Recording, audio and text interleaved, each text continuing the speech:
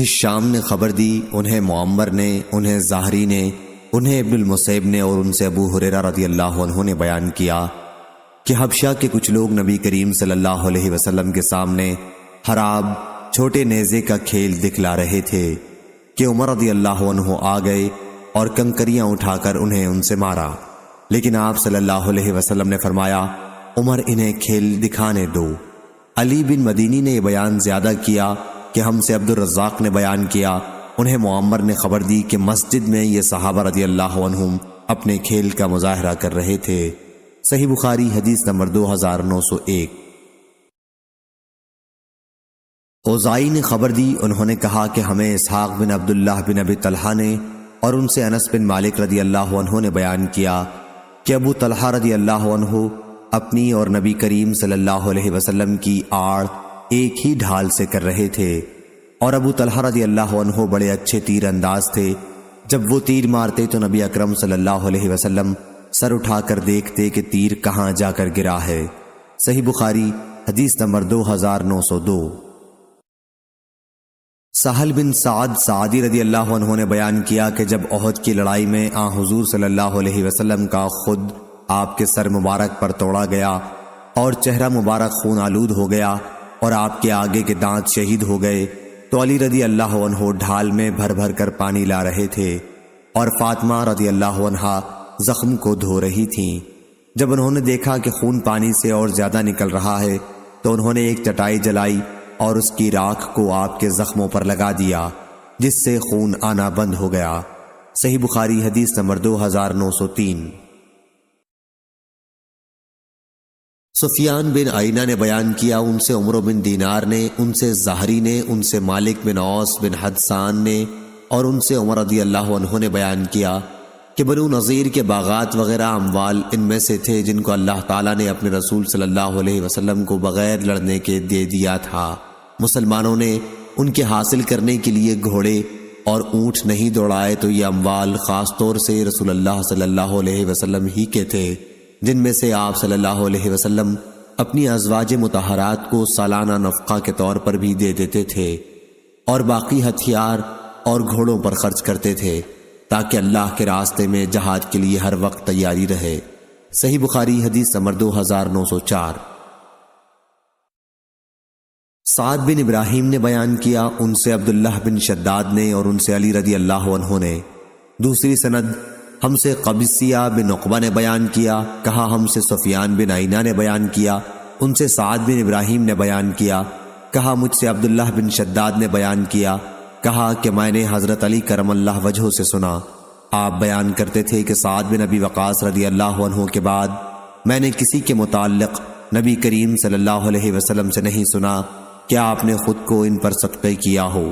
میں نے سنا کہ آپ فرما رہے تھے تیر برساؤ سعد رضی اللہ عنہ، تم پر میرے ماں باپ قربان ہو۔ صحیح بخاری حدیث نمبر 2905۔ ابو الاسود نے بیان کیا، ان سے عروہ نے اور ان سے عائشہ رضی اللہ عنہا نے کہ رسول اللہ صلی اللہ علیہ وسلم میرے یہاں تشریف لائے تو دو لڑکیاں میرے پاس جنگ بعاث کے گیت گا رہی تھیں۔ آپ بستر پر لیٹ گئے اور چہرہ مبارک دوسری طرف کر لیا، اور اس کے بعد ابو بکر آ گئے اور آپ نے مجھے ڈانٹا کہ یہ شیطانی گانا اور رسول اللہ صلی اللہ علیہ وسلم کی موجودگی میں، لیکن آپ صلی اللہ علیہ وسلم ان کی طرف متوجہ ہوئے اور فرمایا کہ انہیں گانے دو۔ پھر جب ابو بکر رضی اللہ عنہ دوسری طرف متوجہ ہو گئے تو میں نے ان لڑکیوں کو اشارہ کیا اور وہ چلی گئیں۔ صحیح بخاری حدیث نمبر 2906۔ عائشہ رضی اللہ عنہا نے بیان کیا کہ عید کے دن سوڈان کے کچھ صحابہ ڈھال اور حراب کا کھیل دکھلا رہے تھے۔ اب یا میں نے خود رسول اللہ صلی اللہ علیہ وسلم سے کہا یا آپ نے ہی فرمایا کہ تم بھی دیکھنا چاہتی ہو؟ میں نے کہا جی ہاں۔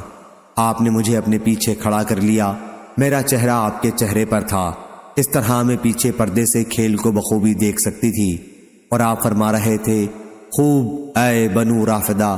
جب میں تھک گئی تو آپ نے فرمایا بس، میں نے کہا جی ہاں۔ آپ نے فرمایا تو پھر جاؤ۔ احمد نے بیان کیا اور ان سے ابن وہب نے ابو بکر رضی اللہ عنہ کے آنے کے بعد دوسری طرف متوجہ ہو جانے کے لیے لفظ عمل کے بجائے فلما غفل نقل کیا ہے، یعنی جب وہ ذرا غافل ہو گئے۔ صحیح بخاری حدیث نمبر 2907۔ حماد بن زید نے بیان کیا، ان سے ثابت نے اور ان سے انس رضی اللہ عنہ نے بیان کیا کہ نبی کریم صلی اللہ علیہ وسلم سب سے زیادہ خوبصورت اور سب سے زیادہ بہادر تھے۔ ایک رات مدینے پر ایک آواز سن کر بڑا خوف چھا گیا تھا۔ سب لوگ اس آواز کی طرف بڑھے، لیکن نبی کریم صلی اللہ علیہ وسلم سب سے آگے تھے اور آپ نے ہی واقعے کی تحقیق کی۔ آپ ابو طلحہ رضی اللہ عنہ کے ایک گھوڑے پر سوار تھے جس کی پشت ننگی تھی، آپ کی گردن سے تلوار لٹک رہی تھی اور آپ فرما رہے تھے کہ ڈرو مت۔ پھر آپ صلی اللہ علیہ وسلم نے فرمایا کہ ہم نے تو گھوڑے کو سمندر کی طرح تیز پایا ہے، یا یہ فرمایا کہ گھوڑا جیسے سمندر ہے۔ صحیح بخاری حدیث نمبر 2908۔ اوزائی نے خبر دی، انہوں نے کہا کہ میں نے سلیمان بن حبیب سے سنا، کہا میں نے ابو امامہ باہلی سے سنا، وہ بیان کرتے تھے کہ ایک قوم صحابہ رضی اللہ عنہم نے بہت سی فتوحات حاصل کی اور ان کی تلواروں کی آرائش سونے چاندی سے نہیں ہوئی تھی، بلکہ اونٹ کی پشت کا چمڑا، سیسا اور لوہا ان کی تلواروں کے زیور تھے۔ صحیح بخاری حدیث نمبر 2909۔ جابر بن عبداللہ رضی اللہ عنہ نے خبر دی کہ وہ نبی کریم صلی اللہ علیہ وسلم کے ساتھ نجد کے اطراف میں ایک غزوہ میں شریک تھے۔ جب حضور اکرم صلی اللہ علیہ وسلم جہاد سے واپس ہوئے تو آپ کے ساتھ یہ بھی واپس ہوئے۔ راستے میں قیلولہ کا وقت ایک ایسی وادی میں ہوا جس میں ببول کے درخت بکثرت تھے۔ حضرت صلی اللہ علیہ وسلم نے اسی وادی میں پڑاؤ کیا اور صحابہ پوری وادی میں درخت کے سائے کے لیے پھیل گئے۔ آپ نے بھی ایک ببول کے نیچے قیام فرمایا اور اپنی تلوار درخت پر لٹکا دی۔ ہم سب سو گئے تھے کہ حضرت صلی اللہ علیہ وسلم کے پکارنے کی آواز سنائی دی۔ دیکھا گیا تو ایک بدوی آپ کے پاس تھا۔ حضرت صلی اللہ علیہ وسلم نے فرمایا کہ اس نے غفلت میں میری ہی تلوار مجھ پر کھینچ لی تھی اور میں سویا ہوا تھا۔ جب بیدار ہوا تو ننگی تلوار اس کے ہاتھ میں تھی۔ اس نے کہا مجھ سے تمہیں کون بچائے گا؟ میں نے کہا کہ اللہ۔ 3 مرتبہ میں نے اسی طرح کہا اور تلوار اس کے ہاتھ سے چھوٹ کر گر گئی۔ حضور اکرم صلی اللہ علیہ وسلم نے اعرابی کو کوئی سزا نہیں دی، بلکہ آپ بیٹھ گئے، پھر وہ خود متاثر ہو کر اسلام لائے۔ صحیح بخاری حدیث نمبر 2910۔ عبدالعزیز بن ابی حازم نے بیان کیا، ان سے ان کے والد نے اور ان سے سہل بن سعد سعدی رضی اللہ عنہ نے ان سے احد کی لڑائی میں نبی کریم صلی اللہ علیہ وسلم کے زخمی ہونے کے متعلق پوچھا گیا تو انہوں نے بتلایا کہ آپ کے چہرے مبارک پر زخم آئے اور آپ کے آگے کے دانت ٹوٹ گئے تھے اور خود آپ کے سر مبارک پر ٹوٹ گئی تھی جس سے سر پر زخم آئے تھے۔ حضرت فاطمہ زہرا رضی اللہ عنہا خون دھو رہی تھی اور علی کرم اللہ وجہہ پانی ڈال رہے تھے۔ جب حضرت فاطمہ رضی اللہ عنہا نے دیکھا کہ خون برابر بڑھتا ہی جا رہا ہے تو انہوں نے ایک چٹائی جلائی اور اس کی راکھ کو آپ کے زخموں پر لگا دیا جس سے خون بہنا بند ہو گیا۔ صحیح بخاری حدیث نمبر 2911۔ عبد الرحمن بن مہدی نے بیان کیا، ان سے سفیان سوری نے، ان سے ابو اسحاق نے اور ان سے عمر بن حارث رضی اللہ عنہ نے بیان کیا کہ نبی کریم صلی اللہ علیہ وسلم نے وفات کے بعد اپنے ہتھیار ایک سفید خچر اور ایک قطع رازی جسے آپ پہلے ہی صدقہ کر چکے تھے کے سوا اور کوئی چیز نہیں چھوڑی تھی۔ صحیح بخاری حدیث نمبر 2912۔ شعیب نے خبر دی، انہیں زہری نے، ان سے سنان بن ابی سنان اور ابو سلمہ نے بیان کیا اور ان دونوں حضرات کو جابر رضی اللہ عنہ نے خبر دی۔ دوسری سند اور ہم سے موسیٰ بن اسماعیل نے بیان کیا، انہیں ابراہیم بن سعد نے خبر دی، انہیں ابن شہاب نے خبر دی، انہیں سنان بن ابی سنان الدولا نے اور انہیں جابر بن عبداللہ رضی اللہ عنہ نے خبر دی کہ وہ نبی کریم صلی اللہ علیہ وسلم کے ساتھ ایک لڑائی میں شریک تھے، ایک ایسے جنگل میں جہاں ببول کے درخت بکثرت تھے۔ قیلولہ کا وقت ہو گیا، تمام صحابہ سائے کی تلاش میں پوری وادی میں متفرق درختوں کے نیچے پھیل گئے اور نبی کریم صلی اللہ علیہ وسلم نے بھی ایک درخت کے نیچے قیام فرمایا۔ آپ نے تلوار درخت کے تنے سے لٹکا دی تھی اور سو گئے تھے۔ جب آپ بیدار ہوئے تو آپ کے پاس ایک اجنبی موجود تھا۔ اس اجنبی نے کہا تھا کہ اب تمہیں مجھ سے کون بچائے گا؟ پھر حضرت صلی اللہ علیہ وسلم نے آواز دی اور جب صحابہ رضی اللہ عنہم آپ کے قریب پہنچے تو آپ نے فرمایا کہ اس شخص نے میری ہی تلوار مجھ پر کھینچ لی تھی اور مجھ سے کہنے لگا تھا کہ اب تمہیں میرے ہاتھ سے کون بچا سکے گا؟ میں نے کہا کہ اللہ۔ اس پر وہ شخص خود ہی دہشت زدہ ہو گیا اور تلوار نیام میں کر لی۔ اب یہ بیٹھا ہوا ہے۔ حضرت صلی اللہ علیہ وسلم نے اسے کوئی سزا نہیں دی تھی۔ صحیح بخاری حدیث نمبر 2913۔ امام مالک نے خبر دی، انہیں عمر بن عبید اللہ کے مولا ابو نضر نے، اور انہیں ابو قتادہ انصاری کے مولا نافع نے، اور انہیں ابو قتادہ رضی اللہ عنہ نے، کیا آپ رسول اللہ صلی اللہ علیہ وسلم کے ساتھ صلح حدیبیہ کے موقع پر مکے کے راستے میں آپ اپنے چند ساتھیوں کے ساتھ احرام باندھے ہوئے تھے، لشکر سے پیچھے رہ گئے؟ خود قتادہ رضی اللہ عنہ نے ابھی احرام نہیں باندھا تھا۔ پھر انہوں نے ایک گورخر دیکھا اور اپنے گھوڑے پر شکار کرنے کی نیت سے سوار ہو گئے۔ اس کے بعد انہوں نے اپنے ساتھیوں سے جو احرام باندھے ہوئے تھے کہا کہ کوڑا اٹھا دیں۔ انہوں نے اس سے انکار کیا۔ پھر انہوں نے اپنا نیزہ مانگا، اس کے دینے سے انہوں نے انکار کیا۔ آخر انہوں نے خود اسے اٹھایا اور گورخر پر جھپٹ پڑے اور اسے مار لیا۔ نبی کریم صلی اللہ علیہ وسلم کے صحابہ میں سے بعض نے تو اس گورخر کا گوشت کھایا اور بعض نے اس کے کھانے سے احرام کے عذر کی بنا پر انکار کیا۔ پھر جب یہ رسول اللہ صلی اللہ علیہ وسلم کی خدمت میں پہنچے تو اس کے متعلق مسئلہ پوچھا۔ حضرت صلی اللہ علیہ وسلم نے فرمایا کہ یہ تو ایک کھانے کی چیز تھی جو اللہ تعالیٰ نے تمہیں عطا کی۔ اور زید بن اسلم سے روایت ہے کہ ان سے عطا بن یسار نے بیان کیا، اور ان سے ابو قتادہ رضی اللہ عنہ نے گورخر کے شکار سے متعلق ابو نضر ہی کی حدیث کی طرح، البتہ اس روایت میں یہ زائد ہے کہ نبی کریم صلی اللہ علیہ وسلم نے دریافت فرمایا، کیا اس کا کچھ بچا ہوا گوشت ابھی تمہارے پاس موجود ہے؟ صحیح بخاری حدیث نمبر 2914۔ خالد حذا نے بیان کیا، ان سے اکرمہ نے اور ان سے ابن عباس رضی اللہ عنہ نے بیان کیا کہ نبی کریم صلی اللہ علیہ وسلم بدر کے دن دعا فرما رہے تھے۔ اس وقت آپ ایک خیمہ میں تشریف فرما تھے کہ اے اللہ، میں تیرے عہد اور تیرے وعدے کا واسطہ دے کر فریاد کرتا ہوں، اے اللہ اگر تو چاہے تو آج کے بعد تیری عبادت نہ کی جائے گی۔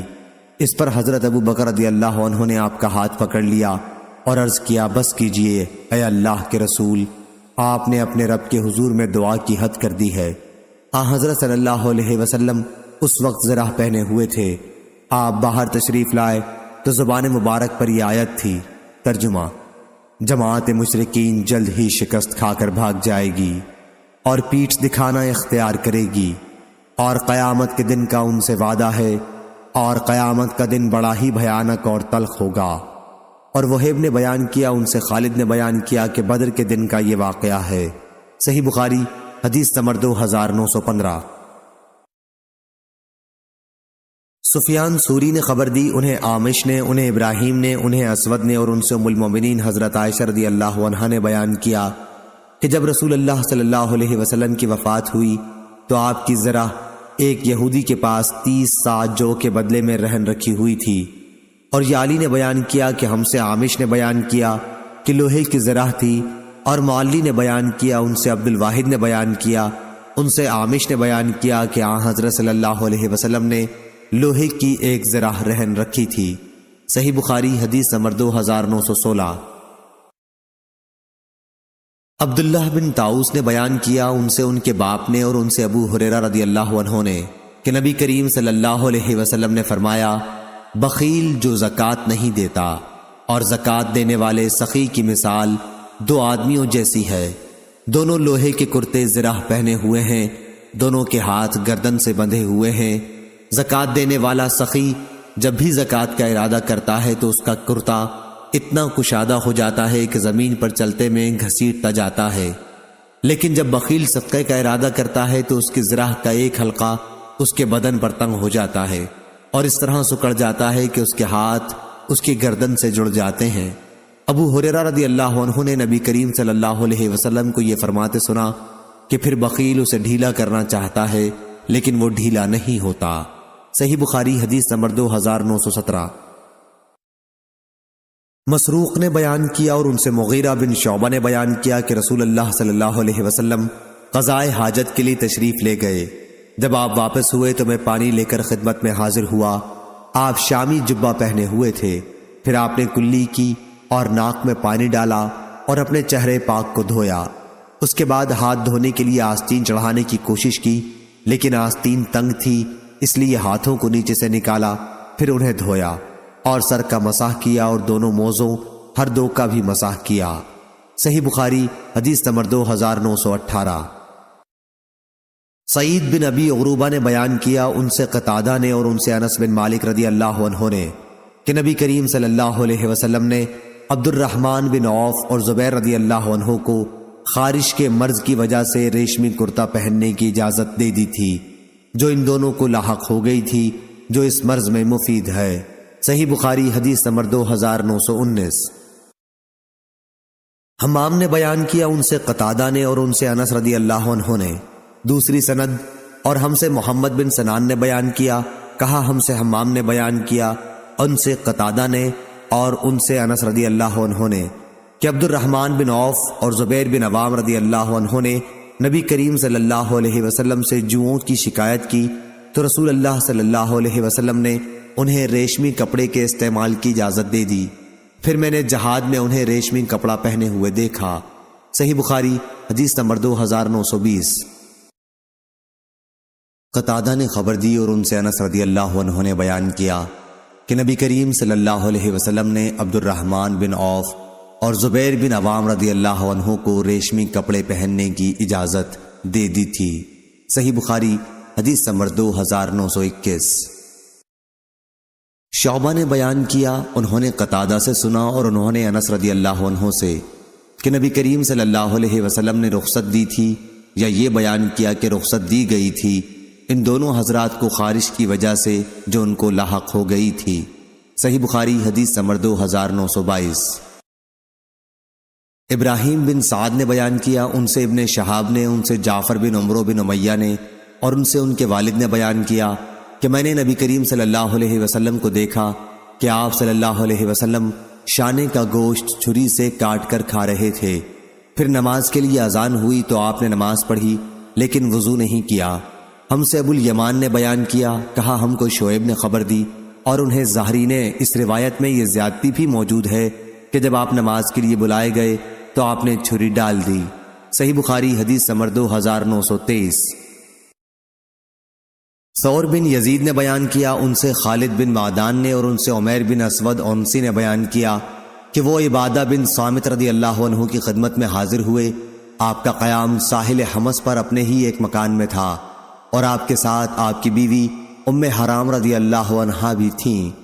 عمیر نے بیان کیا کہ ہم سے ام حرام رضی اللہ عنہا نے بیان کیا کہ میں نے نبی کریم صلی اللہ علیہ وسلم سے سنا ہے، آپ نے فرمایا تھا کہ میری امت کا سب سے پہلا لشکر جو دریائی سفر کر کے جہاد کے لیے جائے گا، اس نے اپنے لیے اللہ تعالیٰ کی رحمت و مغفرت واجب کر لی۔ ام حرام رضی اللہ عنہا نے بیان کیا کہ میں نے کہا تھا، یا رسول اللہ کیا میں بھی ان کے ساتھ ہوں گی؟ آپ نے فرمایا کہ ہاں، تم بھی ان کے ساتھ ہوگی۔ پھر نبی کریم صلی اللہ علیہ وسلم نے فرمایا، سب سے پہلا لشکر میری امت کا جو قیصر رومیوں کے بادشاہ کے شہر قسطنطنیہ پر چڑھائی کرے گا، ان کی مغفرت ہوگی۔ میں نے کہا میں بھی ان کے ساتھ ہوں گی یا رسول اللہ؟ آپ نے فرمایا کہ نہیں۔ صحیح بخاری حدیث نمبر 2924۔ امام مالک نے بیان کیا، ان سے نافع نے اور ان سے عبداللہ بن عمر رضی اللہ عنہ نے کہ رسول کریم صلی اللہ علیہ وسلم نے فرمایا، ایک دور آئے گا جب تم یہودیوں سے جنگ کرو گے اور وہ شکست کھا کر بھاگتے پھریں گے۔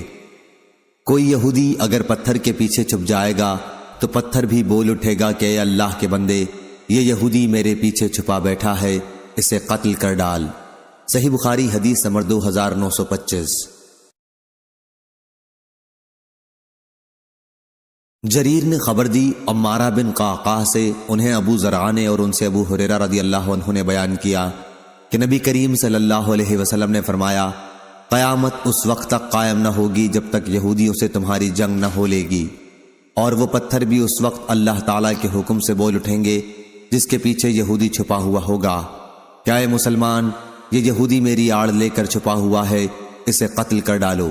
صحیح بخاری حدیث نمبر 2926۔ جریر بن حازم نے بیان کیا، کہا میں نے حسن سے سنا، انہوں نے کہا کہ ہم سے عمر بن تغلب رضی اللہ عنہ نے بیان کیا کہا کہ نبی اکرم صلی اللہ علیہ وسلم نے فرمایا کہ قیامت کی نشانیوں میں سے ہے کہ تم ایسی قوم سے جنگ کرو گے جو بالوں کی جوتیاں پہنے ہوں یا ان کے بال بہت لمبے ہوں گے، اور قیامت کی ایک نشانی یہ ہے کہ ان لوگوں سے لڑو گے جن کے منہ چوڑے چوڑے ہوں گے، گویا ڈھالے ہیں چمڑا جمی ہوئی، یعنی بہت موٹے منہ والے ہوں گے۔ صحیح بخاری حدیث نمبر 2927۔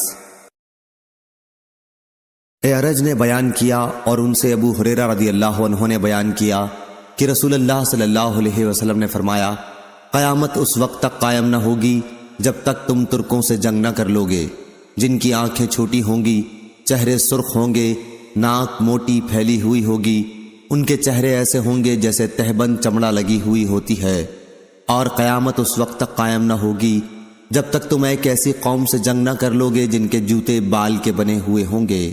صحیح بخاری حدیث نمبر 2928۔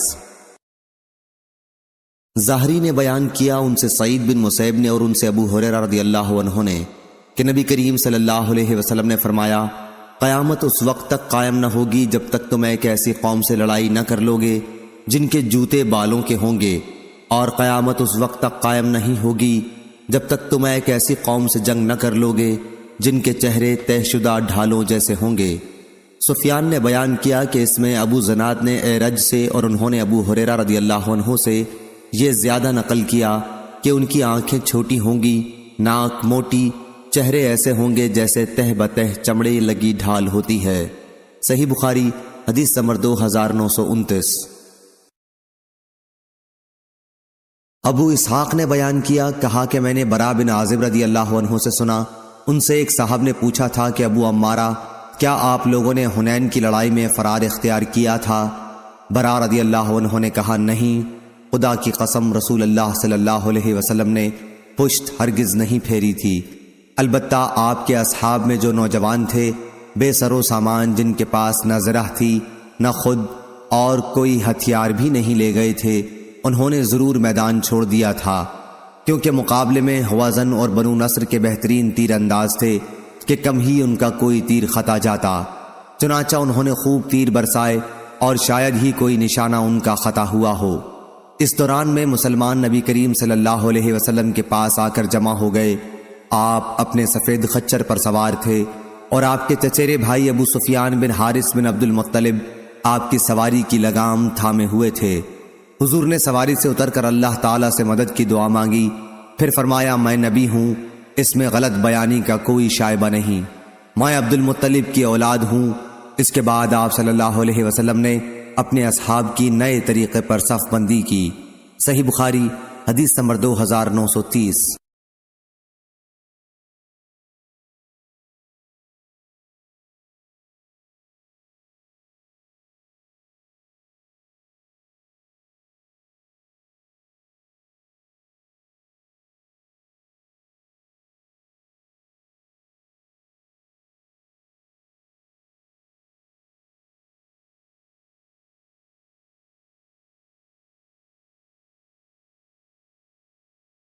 سفیان بن عینہ نے بیان کیا ان سے ابن ذکوان نے، ان سے اعرج نے اور ان سے ابو ہریرہ رضی اللہ عنہ نے بیان کیا کہ رسول اللہ صلی اللہ علیہ وسلم صبح کی دعائے قنوت میں دوسری رکعت کے رکوع کے بعد یہ دعا پڑھتے تھے۔ ترجمہ: اے اللہ سلمہ بن ہشام کو نجات دے، اے اللہ ولید بن ولید کو نجات دے، اے اللہ عیاش بن ابی ربیعہ کو نجات دے، اے اللہ تمام کمزور مسلمانوں کو نجات دے جو مکے میں مشرکین کی سختیاں جھیل رہے تھے، اے اللہ مضر پر اپنا سخت عذاب نازل کر، اے اللہ ایسا قحط نازل کر جیسا یوسف علیہ السلام کے زمانے میں پڑا تھا۔ صحیح بخاری حدیث نمبر 2932۔ اسماعیل بن ابی خالد نے خبر دی اور انہوں نے عبداللہ بن ابی اوفی رضی اللہ عنہ سے سنا، آپ بیان کرتے تھے کہ غزوہ احزاب کے موقع پر رسول اللہ صلی اللہ علیہ وسلم نے یہ دعا کی تھی، اے اللہ کتاب کے نازل کرنے والے، قیامت کے دن حساب بڑی سرعت سے لینے والے، اے اللہ مشرکوں اور کفار کی جماعتوں کو جو مسلمانوں کا استحصال کرنے آئی ہیں شکست دے، اے اللہ انہیں شکست دے اور انہیں جھنجھوڑ کر رکھ دے۔ صحیح بخاری حدیث نمبر 2933۔ جعفر بن عون نے بیان کیا، ہم سے سفیان ثوری نے، ان سے ابو اسحاق نے، ان سے عمر بن میمون نے، اور ان سے عبداللہ بن مسعود رضی اللہ عنہ نے کہ نبی کریم صلی اللہ علیہ وسلم کعبے کے سائے میں نماز پڑھ رہے تھے۔ ابو جہل اور قریش کے بعض دوسرے لوگوں نے کہا کہ اونٹ کی اوجڑی لا کر کون ان پر ڈالے گا؟ مکہ کے کنارے ایک اونٹ ذبح ہوا تھا اور اسی کی اوجڑی لانے کے واسطے ان سبھوں نے اپنے آدمی بھیجے، اور وہ اس اونٹ کی اوجڑی اٹھا لائے اور اسے نبی کریم صلی اللہ علیہ وسلم کے اوپر نماز پڑھتے ہوئے ڈال دیا۔ اس کے بعد فاطمہ رضی اللہ عنہا آئیں اور انہوں نے آپ صلی اللہ علیہ وسلم کے اوپر سے اس گندگی کو ہٹایا۔ حضرت صلی اللہ علیہ وسلم نے اس وقت یہ بد دعا کی کہ اے اللہ قریش کو پکڑ، اے اللہ قریش کو پکڑ، اے اللہ قریش کو پکڑ۔ ابو جہل بن ہشام، عتبہ بن ربیعہ، شیبہ بن ربیعہ، ولید بن عتبہ، ابی بن خلف اور عقبہ بن ابی معیط سب کو پکڑ لے۔ عبداللہ بن مسعود رضی اللہ عنہ نے کہا، چنانچہ میں نے ان سب کو جنگ بدر میں بدر کے کنویں میں دیکھا کہ سب کو قتل کر کے اس میں ڈال دیا گیا تھا۔ ابو اسحاق نے کہا کہ میں 7ویں شخص کا جس کے حق میں آپ نے بد دعا کی تھی نام بھول گیا، اور یوسف بن ابی اسحاق نے کہا کہ ان سے اسحاق نے سفیان کی روایت میں ابی بن خلف کے بجائے امیہ بن خلف بیان کیا، اور شعبہ نے کہا کہ امیہ یا ابی شک کے ساتھ ہے لیکن صحیح امیہ ہے۔ صحیح بخاری حدیث نمبر 2934۔ حماد بن زید نے بیان کیا، ان سے ایوب سختیانی نے، ان سے ابن ابی ملیکہ نے، اور ان سے عائشہ رضی اللہ عنہا نے کہ بعض یہودی نبی کریم صلی اللہ علیہ وسلم کی خدمت میں آئے اور کہا، السلام علیکم، تم پر موت آئے۔ میں نے ان پر لعنت بھیجی۔ آپ نے فرمایا، کیا بات ہوئی؟ میں نے کہا، کیا انہوں نے ابھی جو کہا تھا آپ نے نہیں سنا؟ آپ نے فرمایا، کیا اور تم نے نہیں سنا کہ میں نے اس کا کیا جواب دیا؟ وعلیکم، یعنی تم پر بھی وہی آئے، یعنی میں نے کوئی برا لفظ زبان سے نہیں نکالا، صرف ان کی بات انہی پر لوٹا دی۔ صحیح بخاری حدیث نمبر 2935۔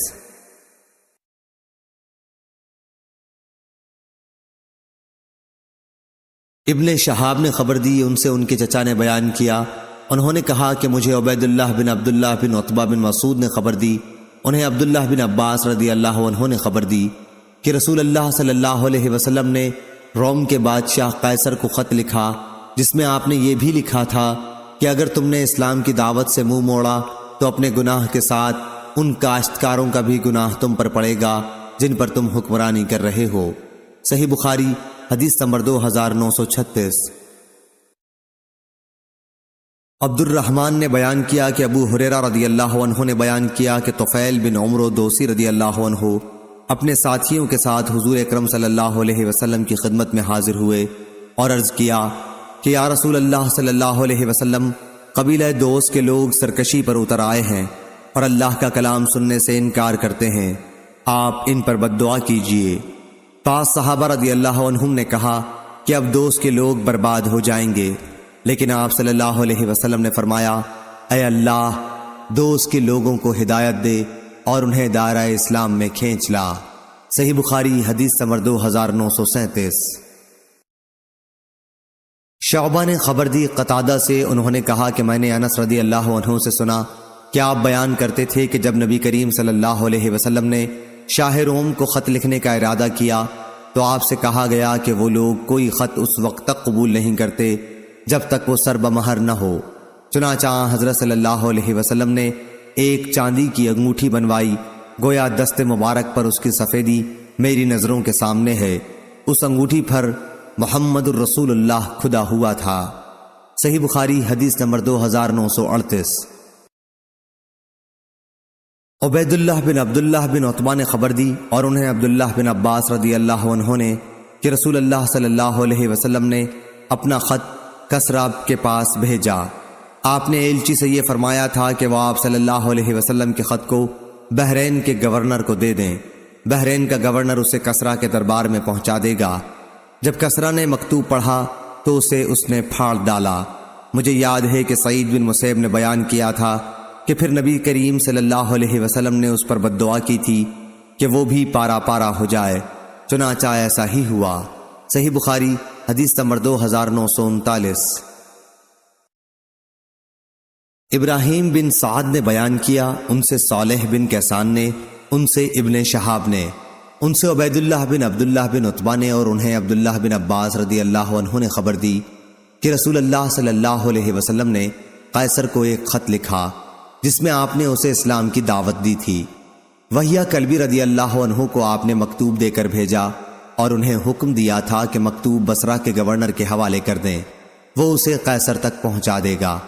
جب فارس کی فوج اس کے مقابلے میں شکست کھا کر پیچھے ہٹ گئی تھی اور اس کے ملک کے مقبوضہ علاقے واپس مل گئے تھے، تو اس انعام کے شکرانے کے طور پر جو اللہ تعالیٰ نے اس کا ملک اسے واپس دے کر اس پر کیا تھا، ابھی قیصر حمص سے ایلیا بیت المقدس تک پیدل چل کر آیا تھا۔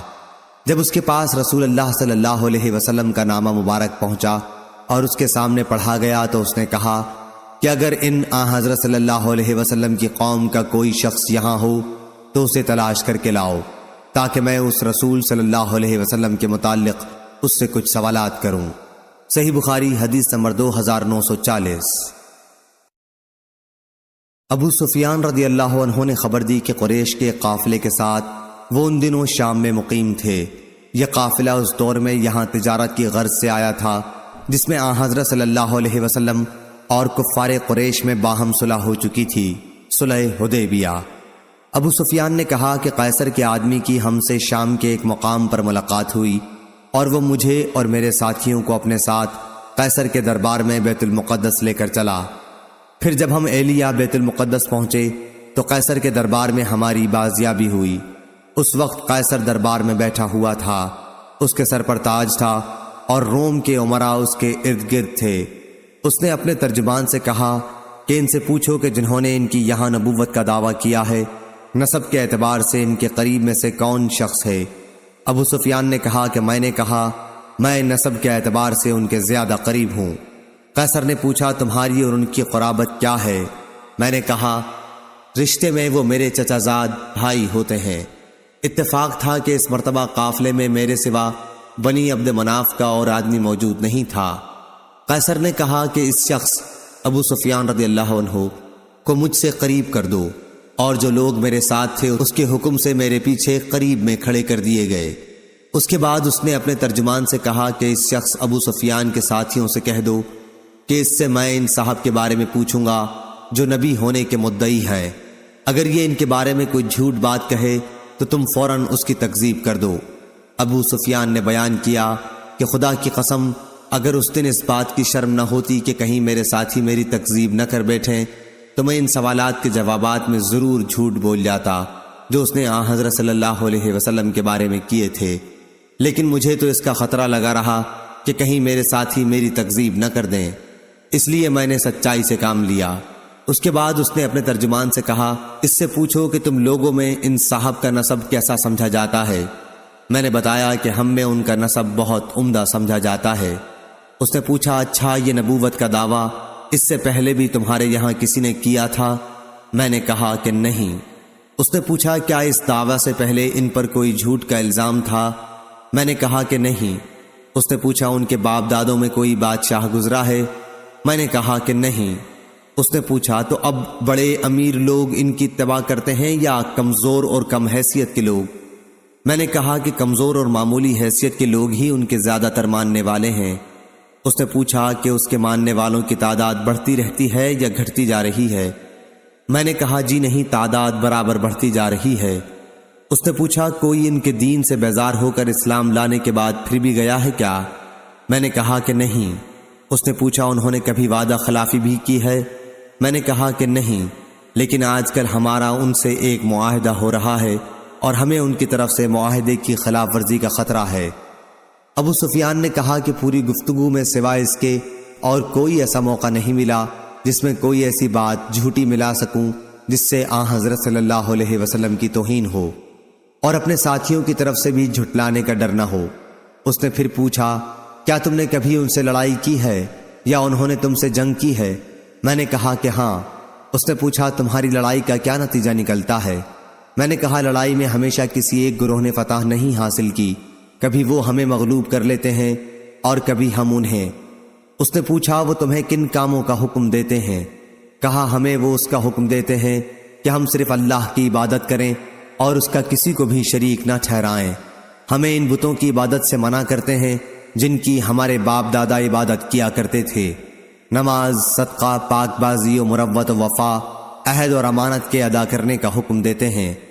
جب میں اسے یہ تمام باتیں بتا چکا تو اس نے اپنے ترجمان سے کہا، ان سے کہو کہ میں نے تم سے ان کے نسب کے متعلق دریافت کیا تو تم نے بتایا کہ وہ تمہارے یہاں صاحب نسب اور شریف سمجھے جاتے ہیں، اور انبیاء بھی یوں ہی اپنی قوم کے اعلیٰ نسب میں پیدا کیے جاتے ہیں۔ میں نے تم سے یہ پوچھا تھا کہ کیا نبوت کا دعویٰ تمہارے یہاں اس سے پہلے بھی کسی نے کیا تھا؟ تم نے بتایا کہ ہمارے ہاں ایسا دعویٰ پہلے کسی نے نہیں کیا تھا۔ اس سے میں یہ سمجھتا ہوں کہ اگر اس سے پہلے تمہارے یہاں کسی نے نبوت کا دعویٰ کیا ہوتا تو میں یہ بھی کہہ سکتا تھا کہ یہ صاحب بھی اسی دعوے کی نقل کر رہے ہیں جو اس سے پہلے کیا جا چکا ہے۔ میں نے تم سے دریافت کیا کہ کیا تم نے دعوی نبوت سے پہلے کبھی ان کی طرف جھوٹ منسوب کیا تھا؟ تم نے بتایا کہ ایسا کبھی نہیں ہوا۔ اس سے میں اس نتیجے پر پہنچا کہ یہ ممکن نہیں کہ ایک شخص جو لوگوں کے متعلق کبھی جھوٹ نہ بول سکا ہو وہ خدا کے متعلق جھوٹ بول دے۔ میں نے تم سے دریافت کیا کہ ان کے باپ دادوں میں کوئی بادشاہ تھا؟ تم نے بتایا کہ نہیں۔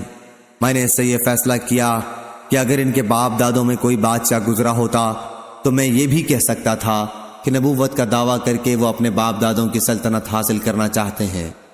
میں نے تم سے دریافت کیا کہ ان کی اتباع قوم کے بڑے لوگ کرتے ہیں یا کمزور اور بے حیثیت لوگ؟ تم نے بتایا کہ کمزور، غریب قسم کے لوگ ان کی تابعداری کرتے ہیں، اور یہی گروہ انبیاء کی ہر دور میں اطاعت کرنے والا رہا ہے۔ میں نے تم سے پوچھا کہ ان تابعداروں کی تعداد بڑھتی رہتی ہے یا گھٹتی بھی ہے؟ تم نے بتایا کہ وہ لوگ برابر بڑھ ہی رہے ہیں۔ ایمان کا بھی یہی حال ہے یہاں تک کہ وہ مکمل ہو جائے۔ میں نے تم سے دریافت کیا کہ کیا کوئی شخص ان کے دین میں داخل ہونے کے بعد کبھی اس سے پھر بھی گیا ہے؟ تم نے کہا کہ ایسا کبھی نہیں ہوا۔ ایمان کا بھی یہی حال ہے، جب وہ دل کی گہرائیوں میں اتر جائے تو پھر کوئی چیز اس سے مومن کو ہٹا نہیں سکتی۔ میں نے تم سے دریافت کیا کہ کیا انہوں نے وعدہ خلافی بھی کی ہے؟ تم نے اس کا بھی جواب دیا کہ نہیں۔ انبیاء کی یہی شان ہے کہ وہ وعدہ خلافی کبھی نہیں کرتے۔ میں نے تم سے دریافت کیا کہ کیا تم نے کبھی ان سے یا انہوں نے تم سے جنگ بھی کی ہے؟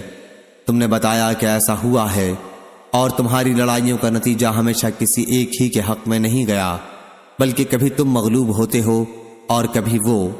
انبیاء کے ساتھ بھی ایسا ہی ہوتا ہے، وہ امتحان میں ڈالے جاتے ہیں لیکن انجام انہی کا بہتر ہوتا ہے۔ میں نے تم سے دریافت کیا کہ وہ تم کو کن کاموں کا حکم دیتے ہیں؟ تم نے بتایا کہ وہ ہمیں اس کا حکم دیتے ہیں کہ اللہ کی عبادت کرو، اس کے ساتھ کسی کو شریک نہ ٹھہراؤ، اور تمہیں تمہارے ان معبودوں کی عبادت سے منع کرتے ہیں جن کی تمہارے باپ دادا عبادت کیا کرتے تھے۔ تمہیں وہ نماز، صدقہ، پاک بازی، وعدہ وفائی اور ادائے امانت کا حکم دیتے ہیں۔ اس نے کہا کہ ایک نبی کی یہی صفت ہے۔ میرے بھی علم میں یہ بات تھی کہ وہ نبی مبعوث ہونے والے ہیں، لیکن یہ خیال نہ تھا کہ تم میں سے وہ مبعوث ہوں گے۔ جو باتیں تم نے بتائیں اگر وہ صحیح ہیں تو وہ دن بہت قریب ہے جب وہ اس جگہ پر حکمران ہوں گے جہاں اس وقت میرے دونوں قدم موجود ہیں۔ اگر مجھے ان تک پہنچ سکنے کی توقع ہوتی تو میں ان کی خدمت میں حاضر ہونے کی پوری کوشش کرتا، اور اگر میں ان کی خدمت میں موجود ہوتا تو ان کے پاؤں دھوتا۔ ابو سفیان نے بیان کیا کہ اس کے بعد قیصر نے رسول اللہ کا نام مبارک طلب کیا اور وہ اس کے سامنے پڑھا گیا۔ اس میں لکھا ہوا تھا، ترجمہ: شروع کرتا ہوں اللہ کے نام سے جو بڑا ہی مہربان نہایت رحم کرنے والا ہے۔ یہ خط ہے محمد اللہ کے بندے اور اس کے رسول کی طرف سے روم کے بادشاہ ہرقل کی طرف۔ اس شخص پر سلامتی ہو جو ہدایت قبول کر لے۔ اما بعد، میں تمہیں اسلام کی دعوت دیتا ہوں۔ اسلام قبول کرو، تمہیں بھی سلامتی و امن حاصل ہوگی، اور اسلام قبول کرو، اللہ تمہیں دوہرا اجر دے گا، ایک تمہارے اپنے اسلام کا اور دوسرا تمہاری قوم کے اسلام کا جو تمہاری وجہ سے اسلام میں داخل ہوگی۔ لیکن اگر تم نے اس دعوت سے منہ موڑ لیا تو تمہاری رعایا کا گناہ بھی تم پر ہوگا۔ اور اے اہل کتاب، ایک ایسے کلمے پر آ کر ہم سے مل جاؤ جو ہمارے اور تمہارے درمیان ایک ہی ہے، یہ کہ ہم اللہ کے سوا اور کسی کی عبادت نہ کریں، نہ اس کے ساتھ کسی کو شریک ٹھہرائیں، اور نہ ہم میں سے کوئی اللہ کو چھوڑ کر آپس میں ایک دوسرے کو پروردگار بنائے۔ اب بھی اگر تم منہ موڑتے ہو تو اس کا اقرار کر لو کہ اللہ تعالیٰ کے واقعی فرما بردار ہم ہی ہیں۔ ابو سفیان نے بیان کیا کہ جب ہرقل اپنی بات پوری کر چکا تو روم کے سردار اس کے ارد گرد جمع تھے۔ سب ایک ساتھ چیخنے لگے اور شور و غل بہت بڑھ گیا۔ مجھے کچھ پتہ نہیں چلا کہ یہ لوگ کیا کہہ رہے تھے۔ پھر ہمیں حکم دیا گیا اور ہم وہاں سے نکال دیے گئے۔ جب میں اپنے ساتھیوں کے ساتھ وہاں سے چلا آیا اور ان کے ساتھ تنہائی ہوئی تو میں نے کہا کہ ابن ابی کبشہ مراد حضور اکرم صلی اللہ علیہ وسلم سے ہے، کا معاملہ بہت آگے بڑھ چکا ہے۔ بنو الاسفر رومیوں کا بادشاہ بھی اس سے ڈرتا ہے۔ ابو سفیان نے بیان کیا کہ اللہ کی قسم مجھے اسی دن سے اپنی ذلت کا یقین ہو گیا تھا اور برابر اس بات کا بھی یقین رہا کہ حضرت صلی اللہ علیہ وسلم ضرور غالب ہوں گے، یہاں تک کہ اللہ تعالیٰ نے میرے دل میں بھی اسلام داخل کر دیا، حالانکہ پہلے میں اسلام کو برا جانتا تھا۔ صحیح بخاری حدیث نمبر 2941۔ عبدالعزیز بن ابی حازم نے بیان کیا، ان سے ان کے والد نے، ان سے سہل بن سعد سعدی رضی اللہ عنہ نے، اور انہوں نے نبی کریم صلی اللہ علیہ وسلم سے سنا، آپ نے خیبر کی لڑائی کے دن فرمایا تھا کہ اسلامی جھنڈا میں ایک ایسے شخص کے ہاتھ میں دوں گا جس کے ذریعے اللہ تعالیٰ فتح عنایت فرمائے گا۔ اب سب اس انتظار میں تھے کہ دیکھیے جھنڈا کسے ملتا ہے۔ جب صبح ہوئی تو سب سرکردہ لوگ اسی میدان میں رہے کہ کاش انہی کو مل جائے، لیکن حضرت صلی اللہ علیہ وسلم نے دریافت فرمایا، علی کہاں ہیں؟ عرض کیا گیا کہ وہ آنکھوں کے درد میں مبتلا ہیں۔ آخر آپ کے حکم سے انہیں بلایا گیا۔ آپ صلی اللہ علیہ وسلم نے اپنا لعاب دہن مبارک ان کی آنکھوں میں لگا دیا اور فوراً ہی وہ اچھے ہو گئے، جیسے پہلے کوئی تکلیف ہی نہ رہی ہو۔ حضرت علی رضی اللہ عنہ نے کہا کہ ہم ان یہودیوں سے اس وقت تک جنگ کریں گے جب تک یہ ہمارے جیسے مسلمان نہ ہو جائیں، لیکن حضرت صلی اللہ علیہ وسلم نے فرمایا، ابھی ٹھہرو، پہلے ان کے میدان میں اتر کر انہیں تم اسلام کی دعوت دے لو اور ان کے لیے جو چیزیں ضروری ہیں ان کی خبر کر دو، پھر وہ نہ مانے تو لڑنا۔ اللہ کی قسم اگر تمہارے ذریعے ایک شخص کو بھی ہدایت مل جائے تو یہ تمہارے حق میں سرخ اونٹوں سے بہتر ہے۔ صحیح بخاری حدیث نمبر 2942۔ ابو اسحاق نے بیان کیا، ان سے حمید نے کہا کہ میں نے انس رضی اللہ عنہ سے سنا، آپ بیان کرتے تھے کہ رسول اللہ صلی اللہ علیہ وسلم جب کسی قوم پر چڑھائی کرتے تو اس وقت تک کوئی اقدام نہ فرماتے جب تک صبح نہ ہو جاتی۔ جب صبح ہو جاتی اور اذان کی آواز سن لیتے تو رک جاتے، اور اگر اذان کی آواز سنائی نہ دیتی تو صبح ہونے کے بعد حملہ کرتے۔ چنانچہ خیبر میں بھی ہم رات میں پہنچے تھے۔ اس حدیث میں بھی اشارہ ہے کہ جنگ شروع کرنے سے پہلے ہر وہ موقع تلاش کر لینا چاہیے جس سے جنگ کا خطرہ ٹل سکے، کیونکہ اسلام کا مقصد جنگ ہرگز نہیں ہے۔ صحیح بخاری حدیث نمبر 2943۔ اسماعیل بن جعفر نے بیان کیا، ان سے حمید نے اور ان سے انس رضی اللہ عنہ نے کہ نبی کریم صلی اللہ علیہ وسلم ہمیں ساتھ لے کر ایک غزوہ کے لیے تشریف لے گئے۔ صحیح بخاری حدیث نمبر 2944۔ عبداللہ بن مسلمہ نے بیان کیا، ان سے امام مالک نے، ان سے حمید نے اور ان سے انس رضی اللہ عنہ نے کہ رسول کریم صلی اللہ علیہ وسلم رات میں خیبر تشریف لے گئے، اور آپ کی عادت تھی کہ جب کسی قوم تک رات کے وقت پہنچتے تو صبح سے پہلے ان پر حملہ نہیں کرتے تھے۔ جب صبح ہوئی تو یہودی اپنے پھاوڑے اور ٹوکرے لے کر باہر کھیتوں میں کام کرنے کے لیے نکلے۔ جب انہوں نے اسلامی لشکر کو دیکھا تو چیخ پڑے، محمد واللہ محمد، لشکر سمیت آ گئے۔ اس پر نبی کریم صلی اللہ علیہ وسلم نے فرمایا، اللہ کی ذات سب سے بڑی ہے، اب خیبر تو خراب ہو گیا کہ جب ہم کسی قوم کے میدان میں مجاہدانہ اتر آتے ہیں تو کفر سے ڈرائے ہوئے لوگوں کی صبح منحوس ہو جاتی ہے۔ صحیح بخاری حدیث نمبر 2945۔ سعید بن مسیب نے بیان کیا، اور ان سے ابو ہریرہ رضی اللہ عنہ نے کہ رسول کریم صلی اللہ علیہ وسلم نے فرمایا کہ مجھے حکم دیا گیا ہے کہ میں لوگوں سے اس وقت تک جنگ کرتا رہوں یہاں تک کہ وہ اس کا اقرار کر لیں کہ اللہ کے سوا اور کوئی معبود نہیں۔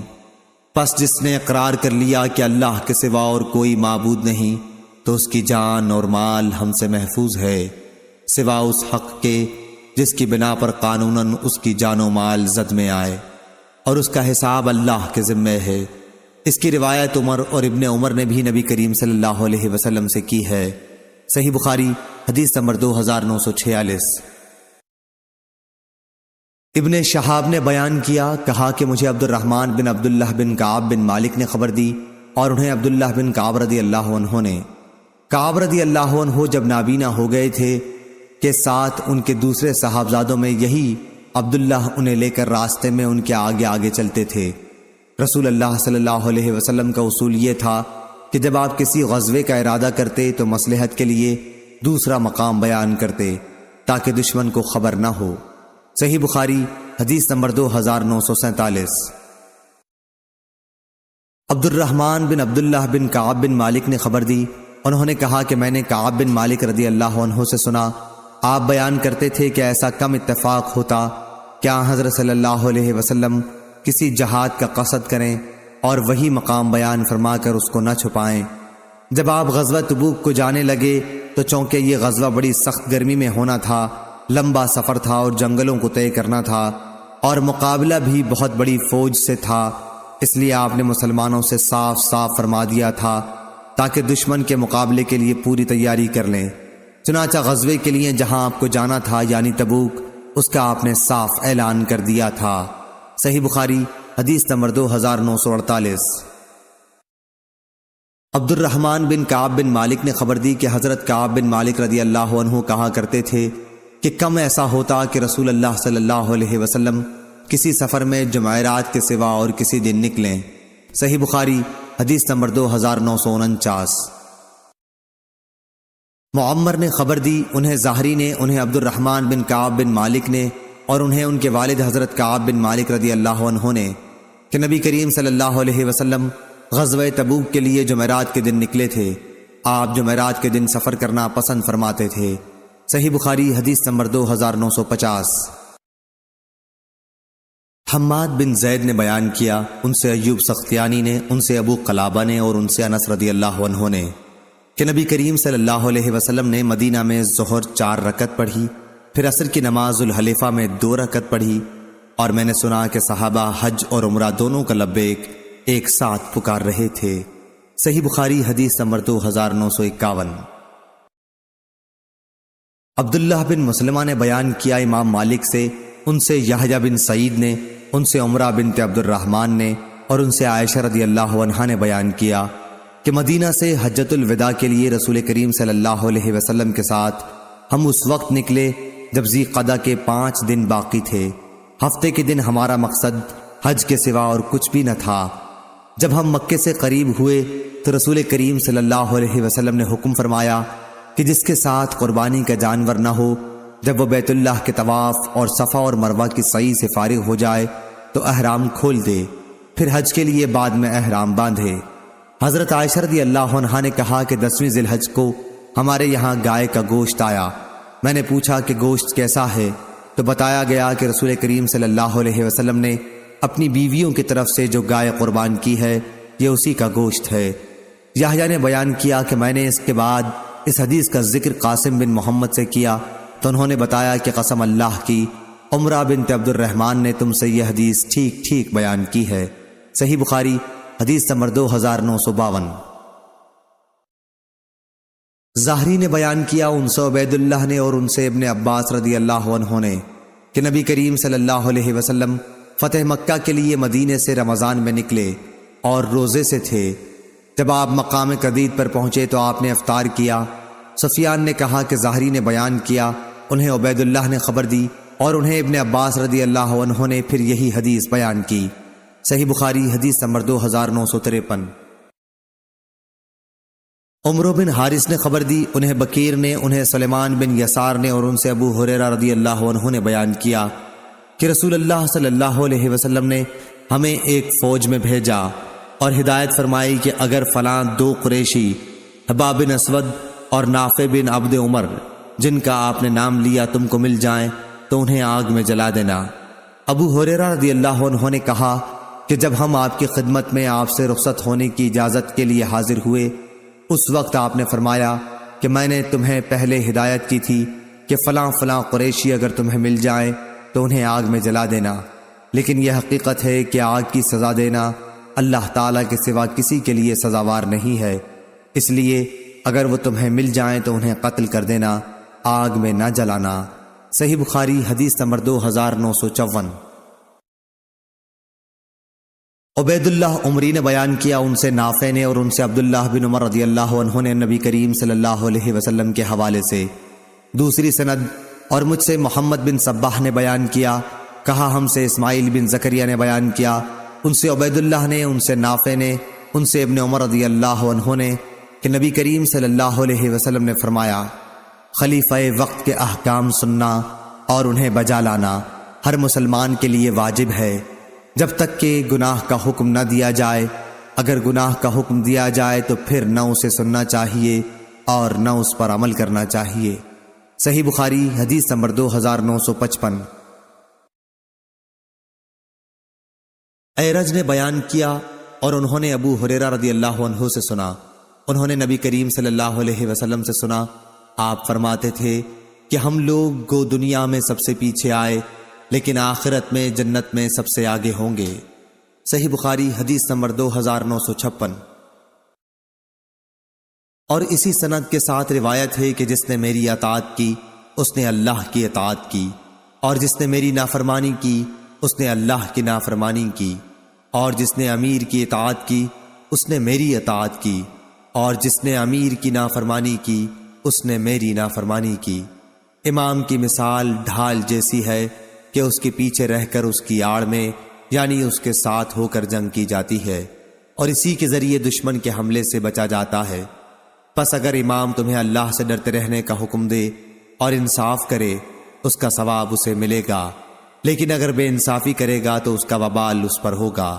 صحیح بخاری حدیث نمبر 2957۔ جویریہ نے بیان کیا، ان سے نافع نے اور ان سے عبداللہ بن عمر رضی اللہ عنہ نے کہ صلح حدیبیہ کے بعد جب ہم دوسرے سال پھر آئے تو ہم میں سے جنہوں نے صلح حدیبیہ کے موقع پر حضرت صلی اللہ علیہ وسلم سے بیعت کی تھی، دو شخص بھی اس درخت کی نشاندہی پر متفق نہیں ہو سکے جس کے نیچے ہم نے رسول اللہ صلی اللہ علیہ وسلم سے بیعت کی تھی، اور یہ صرف اللہ کی رحمت تھی۔ جویریہ نے کہا، میں نے نافع سے پوچھا، حضرت صلی اللہ علیہ وسلم نے صحابہ سے کس بات پر بیعت کی تھی؟ کیا موت پر لی تھی؟ فرمایا کہ نہیں، بلکہ صبر و استقامت پر بیعت لی تھی۔ صحیح بخاری حدیث نمبر 2958۔ وہیب نے بیان کیا، کہا ہم سے عمرو بن یحییٰ نے، ان سے عباد بن تمیم نے اور ان سے عبداللہ بن زید رضی اللہ عنہ نے بیان کیا کہ ہرہ کی لڑائی کے زمانے میں ایک صاحب ان کے پاس آئے اور کہا کہ عبداللہ بن حنظلہ لوگوں سے یزید کے خلاف موت پر بیعت لے رہے ہیں، تو انہوں نے کہا کہ رسول اللہ صلی اللہ علیہ وسلم کے بعد اب میں موت پر کسی سے بیعت نہیں کروں گا۔ صحیح بخاری حدیث نمبر 2959۔ یزید بن ابی عبید نے بیان کیا اور ان سے سلمہ بن الاکوع نے بیان کیا کہ حدیبیہ کے موقع پر میں نے رسول اللہ صلی اللہ علیہ وسلم سے بیعت کی، پھر ایک درخت کے سائے میں آ کر کھڑا ہو گیا۔ جب لوگوں کا ہجوم کم ہوا تو حضرت صلی اللہ علیہ وسلم نے دریافت کیا، ابن الاکوع کیا بیعت نہیں کرو گے؟ انہوں نے کہا کہ میں نے عرض کیا، یا رسول اللہ میں تو بیعت کر چکا ہوں۔ آپ نے فرمایا دوبارہ اور بھی، چنانچہ میں نے دوبارہ بیعت کی۔ یزید بن ابی عبید اللہ کہتے ہیں کہ میں نے سلمہ بن الاکوع رضی اللہ عنہ سے پوچھا، ابو مسلم اس دن آپ حضرات نے کس بات پر بیعت کی تھی؟ کہا کہ موت پر۔ صحیح بخاری حدیث نمبر 2960۔ حمید نے بیان کیا اور انہوں نے انس رضی اللہ عنہ سے سنا، آپ بیان کرتے تھے کہ انصار خندق کھودتے ہوئے غزوہ خندق کے موقع پر کہتے تھے، ہم وہ لوگ ہیں جنہوں نے محمد صلی اللہ علیہ وسلم سے جہاد پر بیعت کی ہے ہمیشہ کے لیے جب تک ہمارے جسم میں جان ہے۔ حضرت صلی اللہ علیہ وسلم نے اس کے جواب میں یوں فرمایا، اے اللہ، زندگی تو بس آخرت ہی کی زندگی ہے، پس تو آخرت میں انصار اور مہاجرین کا اکرام فرمانا۔ صحیح بخاری حدیث نمبر 2961۔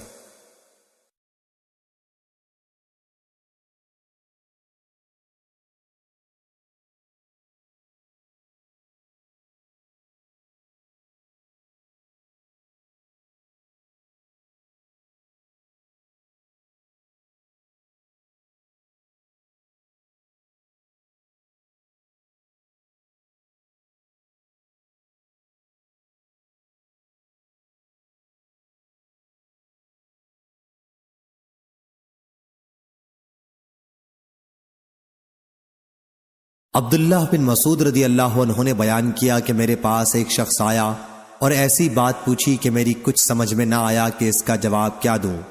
اس نے پوچھا، مجھے یہ مسئلہ بتائیے کہ ایک شخص بہت ہی خوش اور ہتھیار بند ہو کر ہمارے امیروں کے ساتھ جہاد کے لیے جاتا ہے، پھر وہ امیر ہمیں ایسی چیزوں کا مکلف قرار دیتے ہیں کہ ہم ان کی طاقت نہیں رکھتے۔ میں نے کہا، اللہ کی قسم میری کچھ سمجھ میں نہیں آتا کہ تمہاری بات کا جواب کیا دوں۔ البتہ جب ہم رسول اللہ صلی اللہ علیہ وسلم کے ساتھ آپ کی حیات مبارکہ میں تھے تو آپ کو کسی بھی معاملے میں صرف ایک مرتبہ حکم کی ضرورت پیش آتی تھی اور ہم فوراً ہی اسے بجا لاتے تھے۔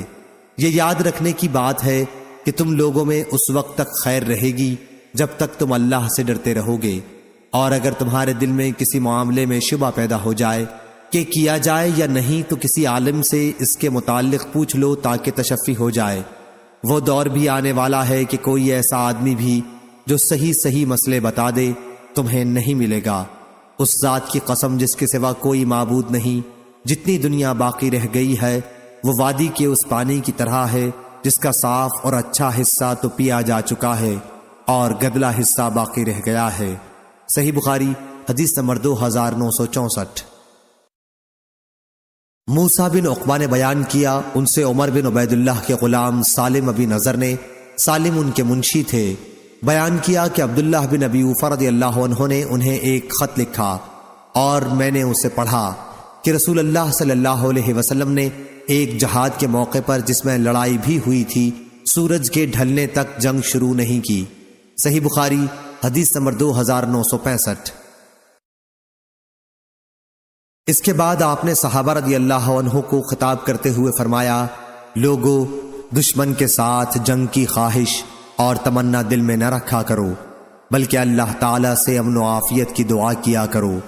البتہ جب دشمن سے مٹ بھیڑ ہو ہی جائے تو پھر صبر و استقامت کا ثبوت دو، یاد رکھو کہ جنت تلواروں کے سائے تلے ہے۔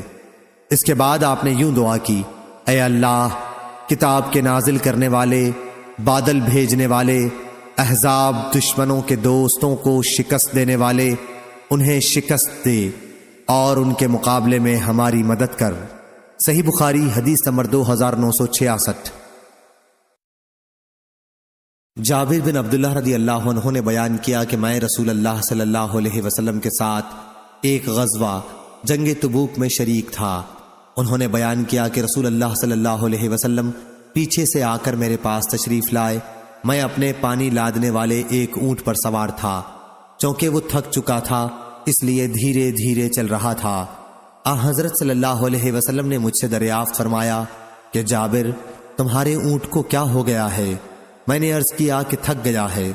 جابر رضی اللہ عنہ نے بیان کیا، پھر آپ صلی اللہ علیہ وسلم پیچھے گئے اور اسے ڈانٹا اور اس کے لیے دعا کی، پھر تو وہ برابر دوسرے اونٹوں کے آگے آگے چلتا رہا۔ پھر آپ صلی اللہ علیہ وسلم نے دریافت فرمایا، اپنے اونٹ کے متعلق کیا خیال ہے؟ میں نے کہا کہ اب اچھا ہے، آپ کی برکت سے ایسا ہو گیا ہے۔ آپ صلی اللہ علیہ وسلم نے فرمایا، پھر کیا اسے بیچو گے؟ انہوں نے بیان کیا کہ میں شرمندہ ہو گیا کیونکہ ہمارے پاس پانی لانے کو اس کے سوا اور کوئی اونٹ نہیں رہا تھا، مگر میں نے عرض کیا، جی ہاں۔ آپ صلی اللہ علیہ وسلم نے فرمایا، پھر بیچ دے۔ چنانچہ میں نے وہ اونٹ آپ صلی اللہ علیہ وسلم کو بیچ دیا اور یہ طے پایا کہ مدینے تک میں اسی پر سوار ہو کر جاؤں گا۔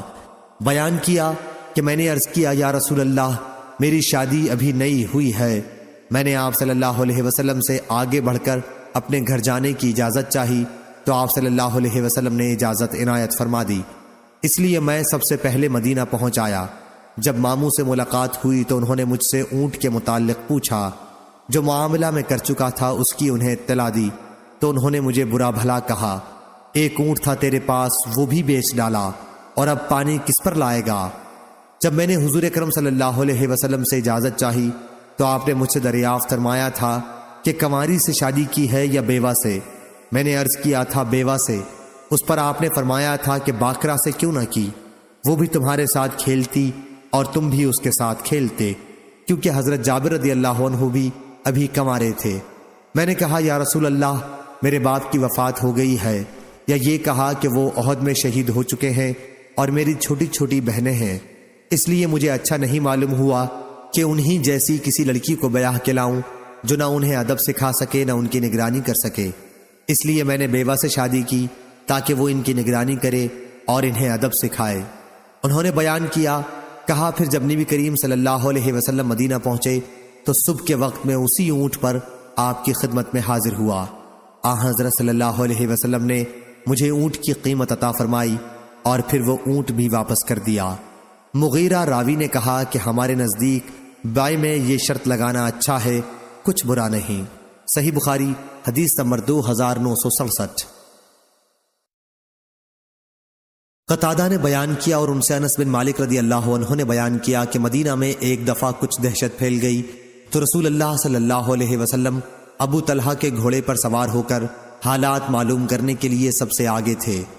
پھر آپ صلی اللہ علیہ وسلم نے فرمایا کہ ہم نے تو کوئی بات نہیں دیکھی، البتہ اس گھوڑے کو ہم نے دوڑنے میں دریا کی روانی جیسا تیز پایا ہے۔ صحیح بخاری حدیث نمبر 2968۔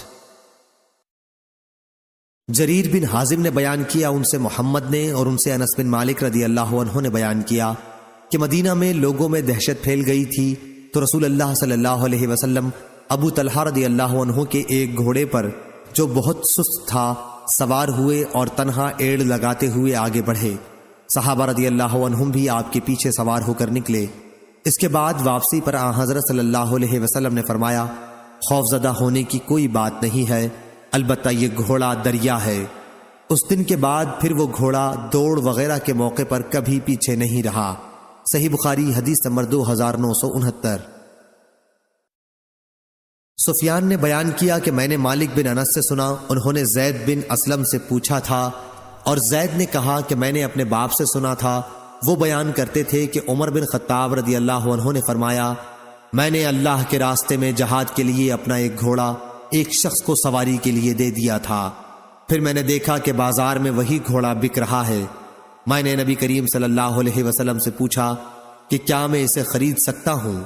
آپ صلی اللہ علیہ وسلم نے فرمایا کہ اس گھوڑے کو تم نہ خریدو اور اپنا صدقہ خواہ خرید کر ہی ہو واپس نہ لو۔ صحیح بخاری حدیث نمبر 2970۔ امام مالک نے بیان کیا، ان سے نافع نے، ان سے عبداللہ بن عمر رضی اللہ عنہ نے کہ عمر بن خطاب رضی اللہ عنہ نے اللہ کے راستے میں اپنا ایک گھوڑا سواری کے لیے دے دیا تھا، انہوں نے دیکھا کہ وہی گھوڑا بک رہا ہے، اپنے گھوڑے کو انہوں نے خریدنا چاہا اور رسول کریم صلی اللہ علیہ وسلم سے اس کے متعلق پوچھا تو حضرت صلی اللہ علیہ وسلم نے فرمایا کہ تم اسے نہ خریدو اور اس طرح اپنے صدقے کو واپس نہ لو۔ صحیح بخاری حدیث نمبر 2971۔ ابو صالح نے بیان کیا، کہا کہ میں نے ابو ہریرہ رضی اللہ عنہ سے سنا، آپ بیان کرتے تھے کہ نبی کریم صلی اللہ علیہ وسلم نے فرمایا، اگر میری امت پر یہ امر مشکل نہ گزرتا تو میں کسی سریہ یعنی مجاہد کا ایک چھوٹا سا دستہ جس کی تعداد زیادہ سے زیادہ 40 ہو کی شرط بھی نہ چھوڑتا، لیکن میرے پاس سواری کے اتنے اونٹ نہیں ہیں کہ میں ان کو سوار کر کے چلوں، اور یہ مجھ پر بہت مشکل ہے کہ میرے ساتھی مجھ سے پیچھے رہ جائیں۔ میری تو یہ خوشی ہے کہ اللہ کے راستے میں جہاد کروں اور شہید کیا جاؤں، پھر زندہ کیا جاؤں، پھر شہید کیا جاؤں اور پھر زندہ کیا جاؤں۔ صحیح بخاری حدیث نمبر 2972۔ یعلی بن امیہ رضی اللہ عنہ نے بیان کیا کہ میں رسول کریم صلی اللہ علیہ وسلم کے ساتھ غزوہ تبوک میں شریک تھا اور ایک جوان اونٹ میں نے چڑھنے کو دیا تھا۔ میرے خیال میں میرا یہ عمل تمام دوسرے اعمال کے مقابلے میں سب سے زیادہ قابل بھروسہ تھا کہ اللہ کے ہاں مقبول ہوگا۔ میں نے ایک مزدور بھی اپنے ساتھ لے لیا تھا، پھر وہ مزدور ایک شخص خود یعلی بن امیہ رضی اللہ عنہ سے لڑ پڑا اور ان میں سے ایک نے دوسرے کے ہاتھ میں دانت سے کاٹ لیا، دوسرے نے جھٹ جو اپنا ہاتھ اس کے منہ سے کھینچا تو اس کے آگے کا دانت ٹوٹ گیا۔ وہ شخص نبی کریم صلی اللہ علیہ وسلم کی خدمت میں فریادی ہوا، لیکن حضرت صلی اللہ علیہ وسلم نے ہاتھ کھینچنے والے پر کوئی تاوان نہیں فرمایا کہ کیا تمہارے منہ میں وہ اپنا ہاتھ یوں ہی رہنے دیتا تاکہ تم اسے چبا جاؤ جیسے اونٹ چباتا ہے۔ صحیح بخاری حدیث نمبر 2973۔ ثعلبہ بن ابی مالک قرظی نے خبر دی کہ قیس بن سعد انصاری رضی اللہ عنہ نے، جو جہاد میں رسول اللہ صلی اللہ علیہ وسلم کے علمبردار تھے، جب حج کا ارادہ کیا تو احرام باندھنے سے پہلے کنگھی کی۔ صحیح بخاری حدیث نمبر 2974۔ سلمہ بن اکوع رضی اللہ عنہ نے بیان کیا کہ غزوہ خیبر کے موقع پر حضرت علی رضی اللہ عنہ رسول اللہ صلی اللہ علیہ وسلم کے ساتھ نہیں آئے تھے، ان کی آنکھوں میں تکلیف تھی۔ پھر انہوں نے کہا کہ کیا میں رسول اللہ صلی اللہ علیہ وسلم کے ساتھ جہاد میں شریک نہ ہوں گا؟ چنانچہ وہ نکلے اور آن حضرت سے جا ملے۔ اس رات کی شام کو جس کی صبح کو خیبر فتح ہوا ہے، آن حضرت صلی اللہ علیہ وسلم نے فرمایا کہ میں اسلامی پرچم اس شخص کو دوں گا، یا آپ نے یہ فرمایا کہ کل اسلامی پرچم اس شخص کے ہاتھ میں ہوگا جسے اللہ اور اس کے رسول اپنا محبوب رکھتے ہیں، یا آپ نے یہ فرمایا کہ جو اللہ اور اس کے رسول سے محبت رکھتا ہے اور اللہ اس شخص کے ہاتھ پر فتح فرمائے گا۔ پھر حضرت علی رضی اللہ عنہ بھی آ گئے، حالانکہ ان کی آنے کی ہمیں کوئی امید نہ تھی کیونکہ وہ آشوب چشم میں مبتلا تھے۔ لوگوں نے کہا کہ یہ علی رضی اللہ عنہ بھی آ گئے، اور آپ صلی اللہ علیہ وسلم نے جھنڈا انہی کو دیا اور اللہ نے انہی کے ہاتھ پر فتح فرمائی۔ صحیح بخاری حدیث نمبر 2975۔ اسامہ نے بیان کیا، ان سے ہشام بن عروہ نے، ان سے ان کے باپ نے، اور ان سے نافع بن جبیر نے بیان کیا کہ میں نے سنا کہ حضرت عباس رضی اللہ عنہ حضرت زبیر رضی اللہ عنہ سے کہہ رہے تھے کہ کیا یہاں پر نبی کریم صلی اللہ علیہ وسلم نے آپ کو پرچم نصب کرنے کا حکم فرمایا تھا؟ صحیح بخاری حدیث نمبر 2976۔ لیث نے بیان کیا، ان سے عقیل نے، ان سے ابن شہاب نے، ان سے سعید بن مسیب نے، اور ان سے ابو ہریرہ رضی اللہ عنہ نے بیان کیا کہ رسول اللہ صلی اللہ علیہ وسلم نے فرمایا، مجھے جامع کلام جس کی عبارت مختصر اور فصیح و بلیغ ہو اور معنی بہت وسیع ہو دے کر بھیجا گیا ہے، اور رعب کے ذریعے میری مدد کی گئی ہے۔ میں سویا ہوا تھا کہ زمین کے خزانوں کی کنجیاں میرے پاس لائی گئیں اور میرے ہاتھ پر رکھ دی گئیں۔ حضرت ابو ہریرہ رضی اللہ عنہ نے فرمایا کہ رسول اللہ صلی اللہ علیہ وسلم تو اپنے رب کے پاس جا چکے، اور جن خزانوں کی وہ کنجیاں تھیں انہیں اب تم نکال رہے ہو۔ صحیح بخاری حدیث نمبر 2977۔ ظاہری نے بیان کیا کہ مجھے عبید اللہ بن عبداللہ نے، انہیں ابن عباس رضی اللہ عنہ نے خبر دی، اور انہیں ابو سفیان رضی اللہ عنہ نے خبر دی کہ حضرت صلی اللہ علیہ وسلم کا نام مبارک جب شاہ روم ہرقل کو ملا تو اس نے اپنا آدمی انہیں تلاش کرنے کے لیے بھیجا۔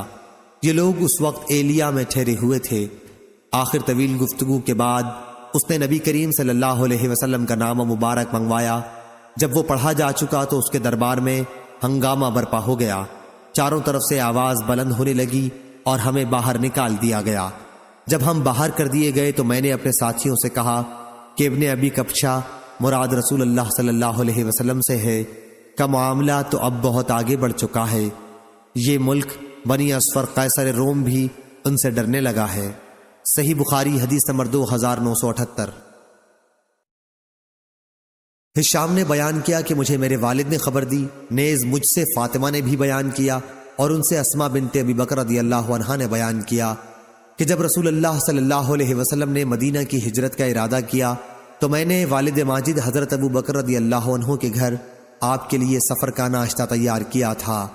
انہوں نے بیان کیا کہ جب آپ کے ناشتے اور پانی کو باندھنے کے لیے کوئی چیز نہیں ملی تو میں نے ابو بکر رضی اللہ عنہ سے کہا کہ بجز میرے کمر بند کے اور کوئی چیز اسے باندھنے کے لیے نہیں ہے، تو انہوں نے فرمایا کہ پھر اسی کے 2 ٹکڑے کر لو، ایک سے ناشتہ باندھ دینا اور دوسرے سے پانی۔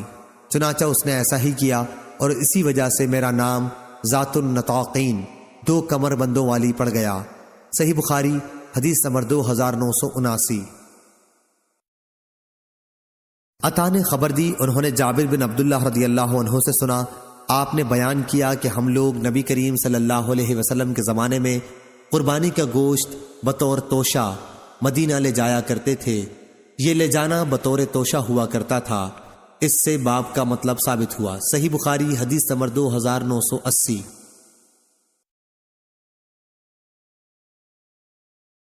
سوید بن نعمان نے خبر دی کہ خیبر کی جنگ کے موقع پر وہ نبی کریم صلی اللہ علیہ وسلم کے ساتھ گئے تھے۔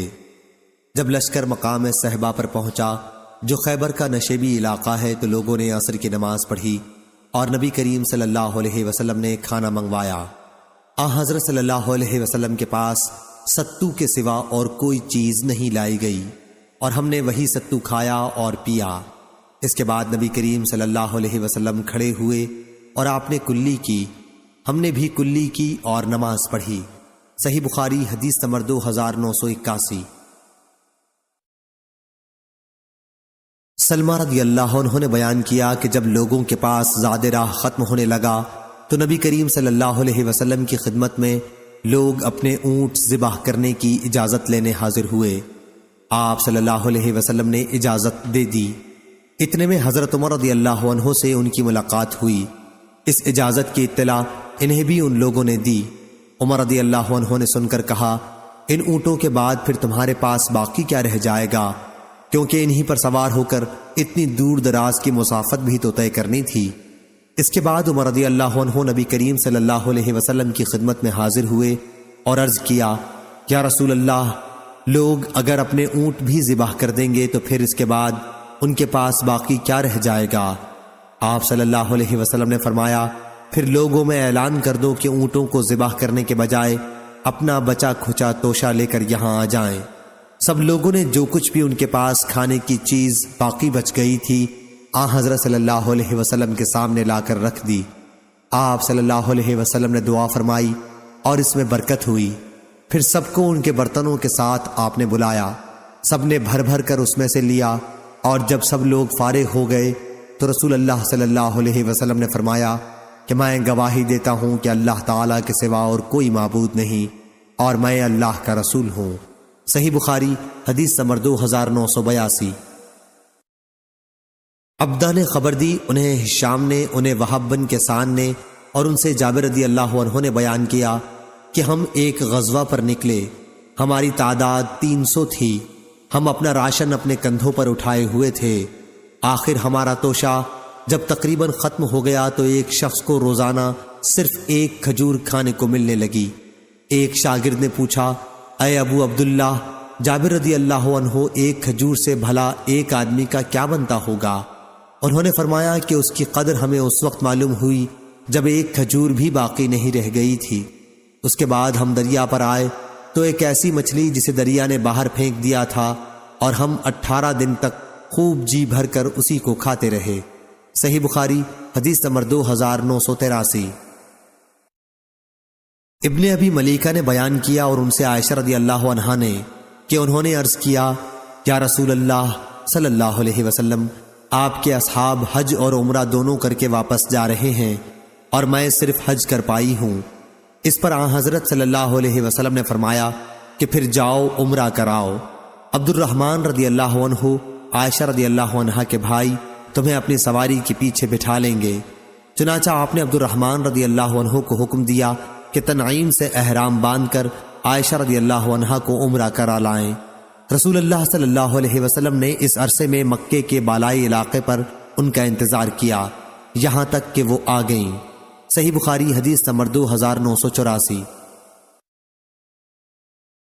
عمرو بن دینار نے بیان کیا، ان سے عمرو بن عوس نے، اور ان سے عبد الرحمن بن ابی بکر صدیق رضی اللہ عنہ نے بیان کیا کہ مجھے نبی کریم صلی اللہ علیہ وسلم نے حکم دیا تھا کہ اپنی سواری پر اپنے پیچھے حضرت عائشہ رضی اللہ عنہا کو بٹھا کر لے جاؤں اور تنعیم سے احرام باندھ کر عمرہ کرا لاؤں۔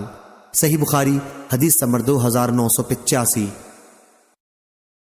ایوب نے بیان کیا، ان سے ابو قلابہ نے، اور ان سے انس رضی اللہ عنہ نے بیان کیا کہ میں ابو طلحہ رضی اللہ عنہ کی سواری پر ان کے پیچھے بیٹھا ہوا تھا۔ تمام صحابہ حج اور عمرہ دونوں ہی کے لیے ایک ساتھ لبیک کہہ رہے تھے۔ صحیح بخاری حدیث نمبر 2986۔ ابو صفوان نے بیان کیا، ان سے یونس بن یزید نے، ان سے ابن شہاب نے، ان سے عروہ نے، ان سے اسامہ بن زید رضی اللہ عنہ نے کہ رسول کریم صلی اللہ علیہ وسلم ایک گدھے پر اس کی پالان رکھ کر سوار ہوئے جس پر ایک چادر بچھی ہوئی تھی، اور اسامہ رضی اللہ عنہ کو آپ نے اپنے پیچھے بٹھا رکھا تھا۔ صحیح بخاری حدیث نمبر 2987۔ نافع نے خبر دی اور انہیں عبداللہ بن عمر رضی اللہ عنہ نے کہ فتح مکہ کے موقع پر رسول کریم صلی اللہ علیہ وسلم مکے کے بالائی علاقے سے اپنی سواری پر تشریف لائے اسامہ رضی اللہ عنہ کو آپ نے اپنی سواری پر پیچھے بٹھا دیا تھا اور آپ کے ساتھ بلال رضی اللہ عنہ بھی تھے اور عثمان بن طلحہ رضی اللہ عنہ بھی جو کعبے کے کلید بردار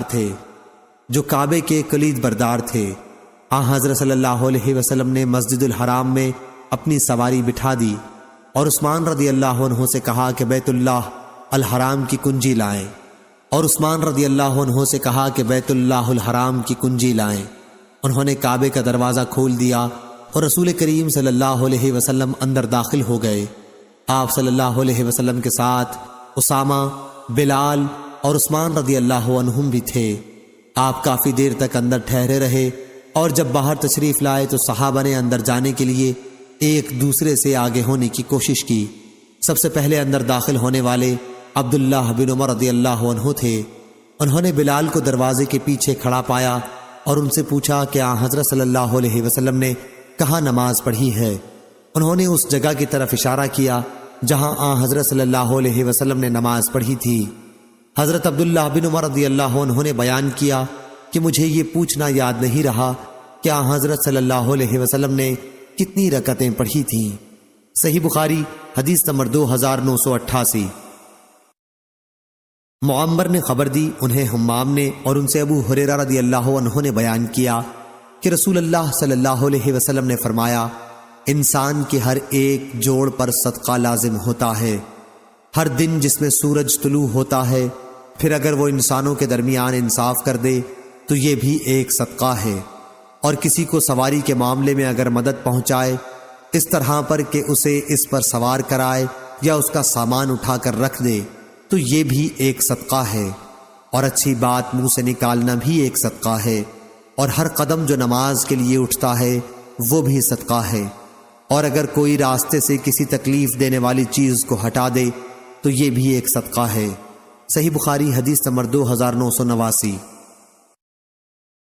عبداللہ بن مسلمہ نے بیان کیا، ان سے امام مالک نے، ان سے نافع نے اور ان سے عبداللہ بن عمر رضی اللہ عنہ نے کہ رسول اللہ صلی اللہ علیہ وسلم نے دشمن کے علاقے میں قرآن مجید لے کر جانے سے منع فرمایا تھا۔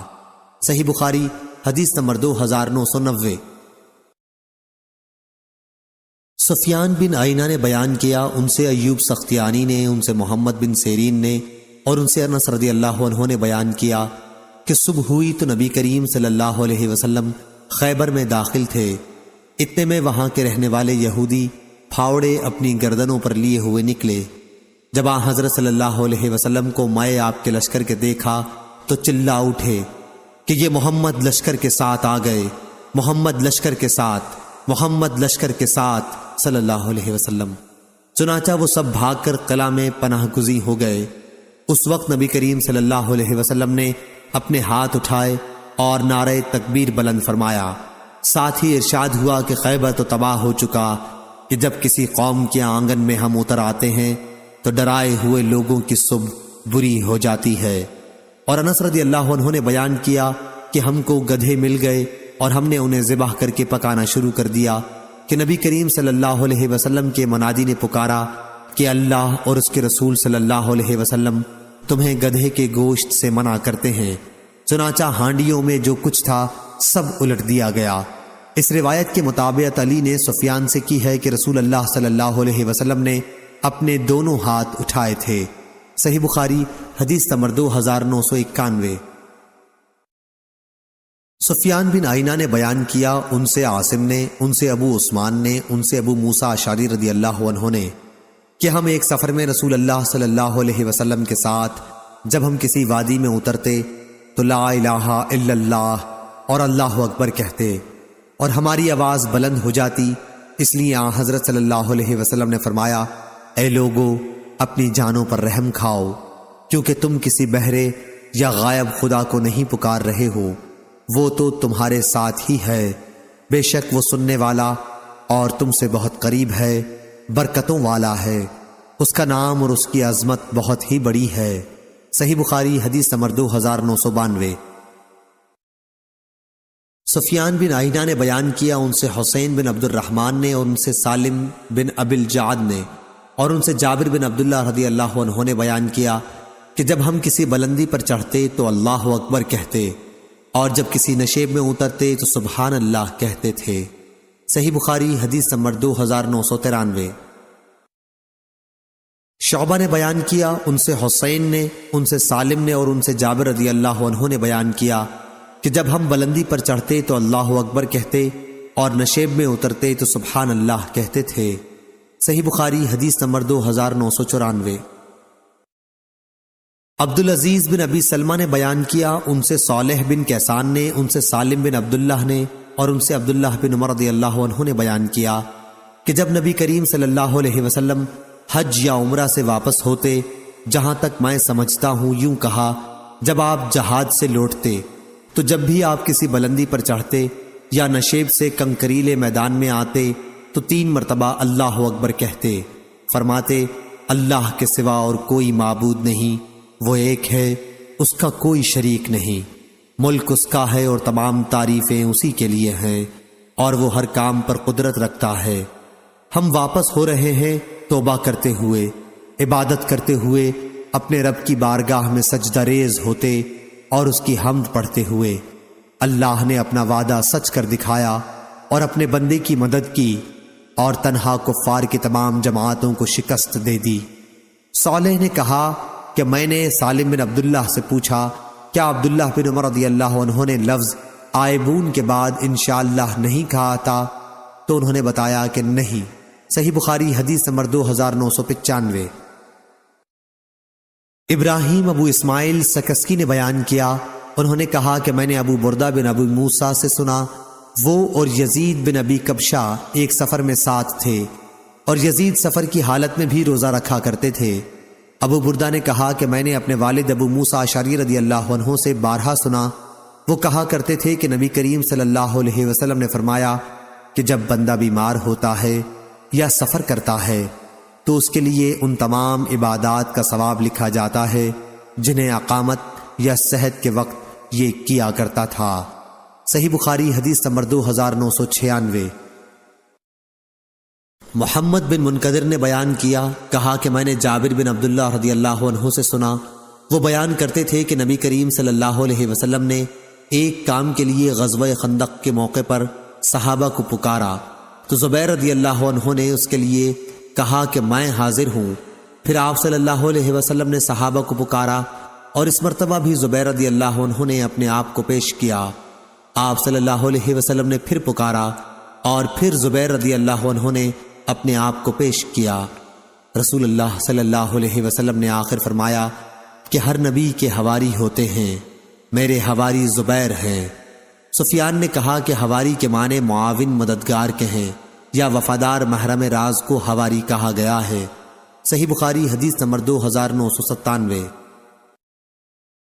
عاصم بن محمد نے بیان کیا، کہا کہ مجھ سے میرے باپ نے بیان کیا اور ان سے ابن عمر رضی اللہ عنہ نے، کہ دوسری سند ہم سے ابو نعیم نے بیان کیا، کہا ہم سے عاصم بن محمد بن زید بن عبداللہ بن عمر نے بیان کیا، ان سے ان کے والد نے اور ان سے عبداللہ بن عمر رضی اللہ عنہ نے، کہ نبی کریم صلی اللہ علیہ وسلم نے فرمایا، جتنا میں جانتا ہوں اگر لوگوں کو بھی اکیلے سفر کی برائیوں کے متعلق اتنا علم ہوتا تو کوئی سوار رات میں اکیلا سفر نہ کرتا۔ صحیح بخاری حدیث نمبر 2998۔ ہشام نے بیان کیا، انہیں ان کے والد نے خبر دی، انہوں نے بیان کیا کہ اسامہ بن زید رضی اللہ عنہ سے نبی کریم صلی اللہ علیہ وسلم کے حجۃ الوداع کے سفر کی رفتار کے متعلق پوچھا کہ آن حضرت صلی اللہ علیہ وسلم کس کس چال پر چلتے؟ یحییٰ نے کہا، عروہ نے یہ بھی کہا تھا کہ میں سن رہا تھا لیکن میں اس کا کہنا بھول گیا۔ غرض اسامہ رضی اللہ عنہ نے کہا، آپ ذرا تیز چلتے، جب فراخ جگہ پاتے تو سواری کو دوڑا دیتے، نص اونٹ کی چال جو عنق سے تیز ہوتی ہے۔ صحیح بخاری حدیث نمبر 2999۔ زید بن اسلم نے خبر دی، ان سے ان کے والد نے بیان کیا کہ میں عبداللہ بن عمر رضی اللہ عنہ کے ساتھ مکے کے راستے میں تھا، اتنے میں ان کو صفیہ بنت ابی عبید رضی اللہ عنہ ان کی بیوی کے متعلق سخت بیماری کی خبر ملی، چنانچہ آپ نے تیز چلنا شروع کر دیا، اور جب سورج غروب ہونے کے بعد شفق ڈوب گئی تو آپ سواری سے اترے اور مغرب اور عشاء کی نماز ملا کر پڑھی۔ پھر کہا کہ میں نے نبی کریم صلی اللہ علیہ وسلم کو دیکھا کہ جب آپ تیزی کے ساتھ سفر کرنا چاہتے تو مغرب میں تاخیر کر کے دونوں نمازیں مغرب اور عشاء ایک ساتھ ادا فرماتے۔ صحیح بخاری حدیث نمبر 3000۔